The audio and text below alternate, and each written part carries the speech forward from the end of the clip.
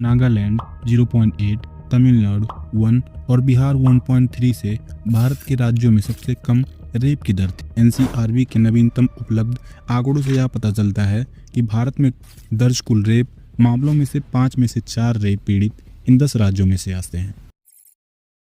तो नमस्ते दोस्तों, 2022 में भारत में दर्ज रेप के कुल मामलों की संख्या 31,000 से ज्यादा थी। हालांकि पिछले साल की तुलना में रेप के मामलों में यह बहुत मामूली कमी थी। भले ही देश में कई रेप की रिपोर्ट नहीं की जाती है, लेकिन यह एक ऐसा मुद्दा है जो लगातार समाचार की सुर्खियां बनता है। कुछ मामलों में तो सार्वजनिक विरोध प्रदर्शन भी होते हैं। हालांकि हाल के वर्ष में रेप की रिपोर्ट में वृद्धि हुई है, लेकिन यह अब भी अपराधी की बजाय पीड़ित के लिए शर्म की बात है।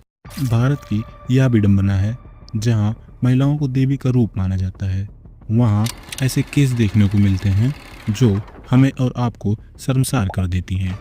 तो चलिए इसे इस प्रकार समझते हैं। 2019 में भारत में हर 16 मिनट में एक रेप की रिपोर्ट की गई। वहीं 2018 में यह आंकड़ा 15 मिनट में एक का था। 2019 में राष्ट्रीय औसत रेप दर प्रति 1 लाख जनसंख्या में 4.9 थी। 2018 और 2017 में 5.2 से थोड़ी कम थी। हालांकि इस छोटी गिरावट का कारण पश्चिमी बंगाल के लिए डेटा उपलब्ध नहीं होना था। अगर हम आंकड़ों की बात करें तो 2019 तक नागालैंड 0.8, तमिलनाडु 1 और बिहार 1.3 से भारत के राज्यों में सबसे कम रेप की दर थी, जबकि राजस्थान 15.9 में रेप की दर सबसे अधिक थी। ये आंकड़े हत्या और रेप के प्रयासों में समाप्त होने वाले रेप को ध्यान में नहीं रखते, जिन्हें भारत पुलिस द्वारा अलग केसों में गिना जाता है। अगर पूर्ण रूप से माना जाए तो भारत में रेप एक महामारी की तरह फैल रहा है। एनसीआरबी के नवीनतम उपलब्ध आंकड़ों से यह पता चलता है कि भारत में दर्ज कुल रेप मामलों में से 5 में से 4 रेप पीड़ित इन 10 राज्यों में से आते हैं, जिनमें से राजस्थान सबसे ऊपर आता है। यही नहीं, उत्तर प्रदेश, मध्य प्रदेश, महाराष्ट्र, केरल जैसे एजुकेटेड स्टेट में भी ऐसी घटनाएं होती हैं।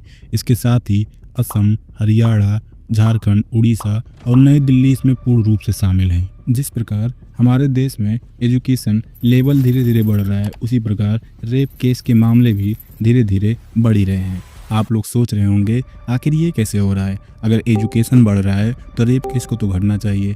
ऐसा नहीं है। इन 10 राज्यों में कुल दर्ज रेप की केस पिछले 10 वर्षों में लगभग 2 गुनी हो गई है। 2009 में 12,772 से 2019 में 23,173 तक।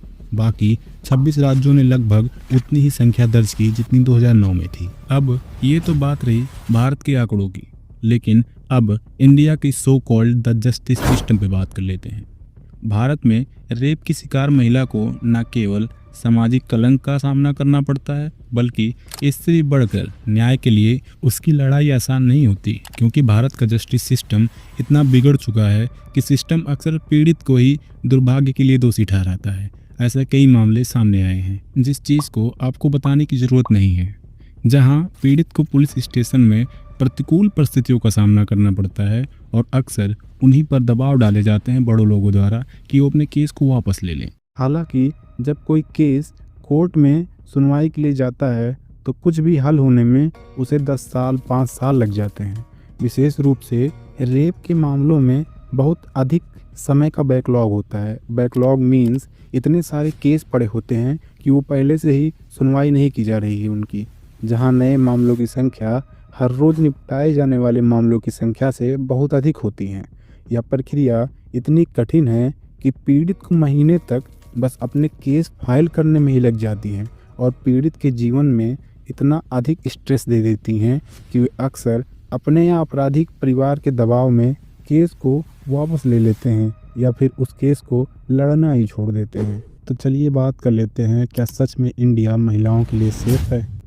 भारत को महिलाओं के लिए दुनिया का सबसे खतरनाक देश में से एक माना जाता है। भारतीय महिलाएं सड़कों पर, काम पर या बाज़ारों में अकेले होने पर हाई अलर्ट की स्थिति में होती हैं।